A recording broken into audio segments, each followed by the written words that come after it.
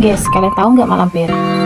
Jadi, kisah dari legenda mak lampir ini ada beberapa versi. Awal mula kisah ini adalah dari sebuah legenda di Sumatera Barat yang di sana terdapat Gunung Merapi, namun diadaptasi hingga menjadi cerita Jawa. Cerita dari sosok ini sangat berkaitan dengan kisah 7 manusia harimau yang juga berasal dari Sumatera. Jadi, pada awalnya mak lampir adalah seorang putri dari kerajaan Champa yang berasal dari Vietnam pada abad ke-7. Pada awalnya putri ini memiliki wajah yang cantik, namun akhirnya dia menjadi buruk rupa. Seorang putri ini mencintai sosok pemimpin dari 7 manusia harimau yang bernama Datuk Panglima Kumbang. Datuk Panglima Kumbang bertemu dengan mak lampir yang sedang bertapa di Gunung Merapi. Di sanalah dia bertemu dengan Datuk Panglima dan mereka berdua saling mencintai. Namun ternyata Datuk Panglima harus mati dalam pertempuran. Mak lampir pun merasa sedih dan mencoba untuk menghidupkan kembali Datuk Panglima. Namun dengan syaratnya wajahnya akan berubah menjadi buruk rupa. Karena harapan untuk bisa bersatu dengan Datuk Panglima Kumbang, dia pun memutuskan untuk melakukannya. Namun setelah melakukan pertapaan untuk menghidupkan kembali Datuk Panglima Kumbang, mak lampir justru sangat menyesal karena Datuk Panglima tidak mengenalinya dan justru mengatakan bahwa wanita buruk rupa tersebut adalah sosok setan yang menebarkan masalah dan malapetaka di desa. Sakit hati dengan pelakuan sang pujaan hati